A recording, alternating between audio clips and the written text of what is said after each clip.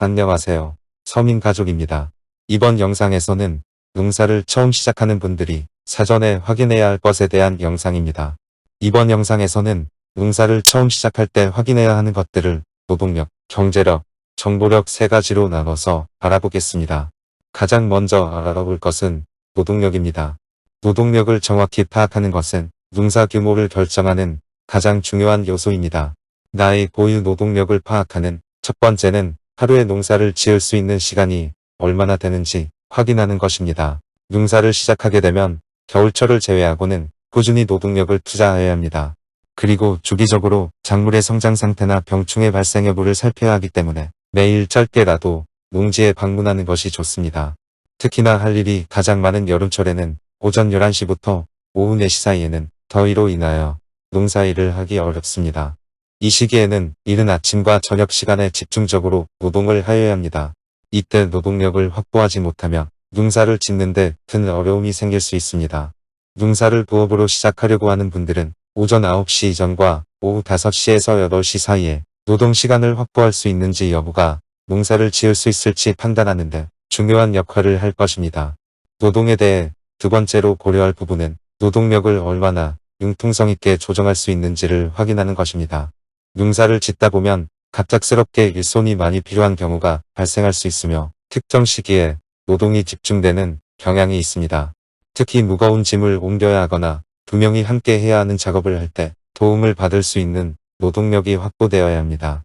또한 작물의 생육 시기에 따라 노동력이 집중되는 시기가 있어 일손이 많이 필요한 시기에 노동력을 융통성 있게 조절할 수 있어야 합니다. 특히 개화 결실기에는 2에서 3일 안에 밭 전체의 꽃을 약품 처리하여야 하며 알속기의 경우 송이당 작업 시간이 길고 일정 수준 이상의 기술이 필요합니다. 이런 시기에 숙련된 노동 인력을 확보하지 못하면 적정 시기를 놓쳐 상품 생산에 어려움이 있을 수 있습니다. 일부 대규모 농가의 경우 시설 투자를 통해 일부 노동을 기계화 및 자동화시키는 경우도 있지만 1000평 미만의 규모에서는 자동화를 위한 과감한 시설 투자가 어려운 것이 현실입니다. 농사는 작업 시기를 놓치면 작물의 상품성에 큰 영향을 끼치게 됩니다. 그래서 농사의 규모를 결정하기 전에 본인이 최대로 가용할 수 있는 노동인원과 숙련도를 파악하여 본인의 상황에 맞는 농사 규모를 결정하여야 합니다. 포도 농사를 기준으로 예를 들면 두부가 평일 기준으로 하루에 2시간에서 3시간 정도 농사에 전념할 수 있고 주말에는 하루 종일 농사에 전념할 수 있는 경우 1000평에서 1500평 정도의 규모가 적당하다고 할 수 있습니다. 두 번째로 확인할 부분은 경제력입니다. 경제력은 농지, 기계, 현금 세 종류로 나누어 파악하면 됩니다. 먼저 농지에 대해 알아보겠습니다. 농지는 농사를 위한 투자 비용 중 가장 큰 비중을 차지합니다. 지형적 위치나 토양 상태에 따라 농사에 미치는 영향이 크기 때문에 가장 중요하다고 할 수 있습니다. 초기 구입 비용이 매우 크며 위치나 지목, 시설, 작물 식재 유무에 따라서 추가 비용이 발생할 수 있습니다. 농지를 구입하거나 기존 농지에서 재배 작물을 변경할 경우 여러 가지 사항들과 비용을 신중하게 검토해 보아야 합니다. 농지를 구입하여 작물을 식재하거나 기존의 작물을 재배하고 있는 농지에 새로운 작물을 재배하려고 하는 경우 고려사항에 대해 알아보겠습니다. 최근 샤인머스켓 열풍이 불고 있어 주변에 논농사를 짓던 농지가 성토와 하우스 시설 설치를 통해 과수원이 되는 모습을 흔히 볼 수 있습니다. 이러한 경우 기존의 농지가 샤인머스켓 과수원을 조성하기에 적합한지 확인하여야 합니다. 샤인머스켓 과수원을 조성하기 위해서는 토양이 사양토의 땅이어야 하며 배수 능력이 우수해야 합니다. 토양의 상태가 적합하지 않은 경우 기존 토양에 성토나 객토를 하여 토양을 작물에 맞게 개량하여야 합니다. 또한 샤인머스켓은 기본적으로 시설 재배에 적합한 작물입니다. 비닐하우스 시설은 빗물의 토양 유입량이 적어서 급수 시설이 추가로 설치되어야 합니다. 그렇기 때문에 농지를 구입하려고 할 때 토양의 상태와 시설 설치 여부를 잘 살펴보아야 합니다. 그럼 다음으로 저렴한 농지를 구입하려고 할 때 꼭 살펴보아야 할 부분에 대해 몇 가지 알아보겠습니다.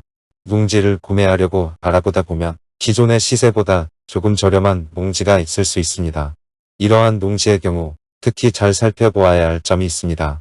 첫 번째로 주변에 산이나 언덕이 있거나 농지가 주변 지대보다 낮지 않은지 확인하여야 합니다. 이러한 농지의 경우 주변 지형에 의해 햇빛이 가려지는 시간대가 생기기 때문에 일조 시간과 일조량이 다른 농지에 비해서 적을 수 있습니다. 광합성은 작물의 당도를 결정하는 요소이며 인위적으로 조정이 불가능하기 때문에 농지 구입 시 꼭 확인해야 하는 부분입니다. 두 번째는 농사에 관련된 인프라가 갖춰져 있는지를 확인해 보아야 합니다. 예를 들면 트럭이나 경운기가 농지까지 진입할 수 있는 진입로, 유무와 지하에 급수를 할 수 있는 지하수가 충분히 흐르는 지역인지를 꼭 확인해 보아야 합니다. 또한 집과 농지, 농업기술센터, 농약사 간의 거리도 매우 중요합니다. 또한 작물을 선택할 때 지역 특산물이나 주변 농지에서 많이 재배하고 있는 작물을 선택하는 것이 유통이나 정보 공유 같은 면에서 유리합니다.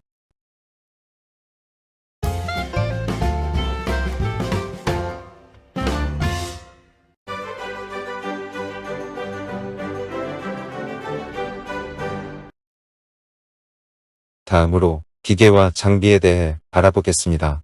기계와 장비의 경우 농지 다음으로 목동이 들어가는 요소입니다. 농사를 짓는 형태나 작물에 따라 필요한 기계나 장비의 차이가 있으며 샤인머스켓 시설 재배를 위해서는 1톤 트럭, 관리기, 살포기, 배수 펌프가 필수적인 기계 장비라고 할 수 있습니다. 이 외에도 시설의 규모나 형태에 따라 전동가위, 농약 살포용 장비, 당도 측정기, 난방시설 등이 추가로 필요할 수 있습니다.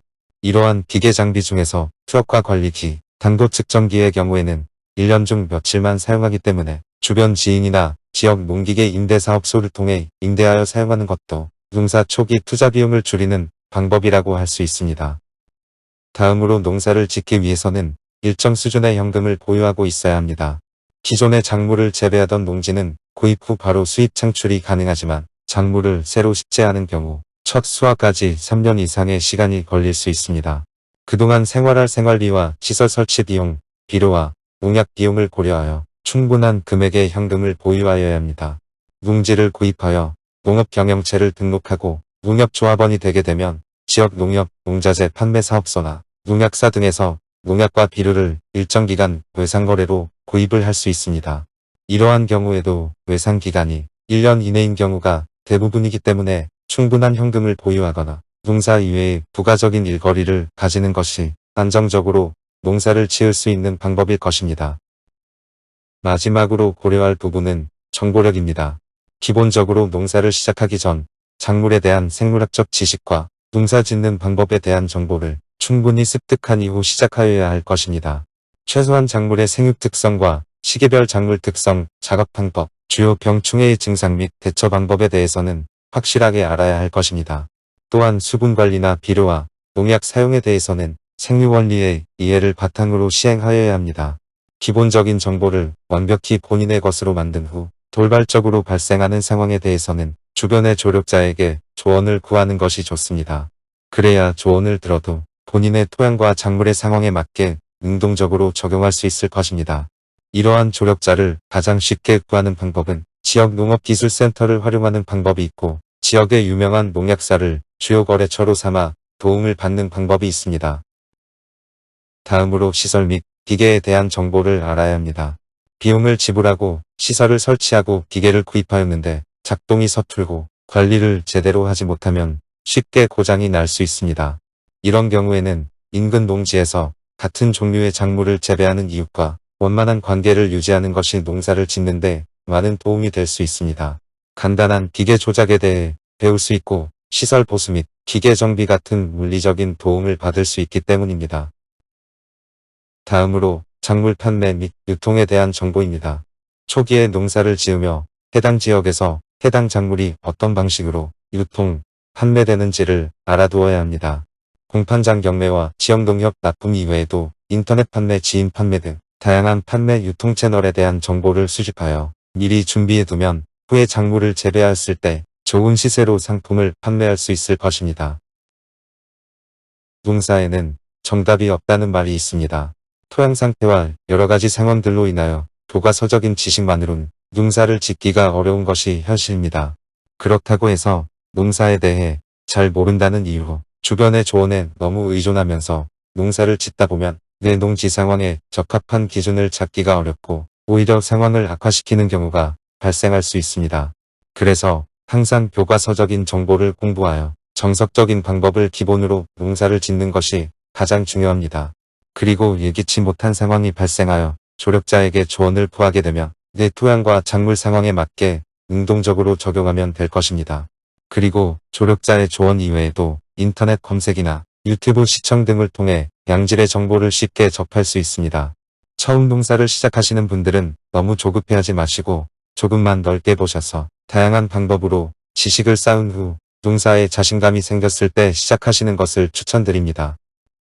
지금까지 농사를 처음 시작하거나 새로운 작물에 도전하려는 분들이 고려했으며 하는 부분에 대해 알아보았습니다. 지금까지 시청해주셔서 감사합니다. 궁금한 내용이나 하고 싶은 말씀은 댓글로 달아주세요. 밤낮 없이 열심히 답변하겠습니다.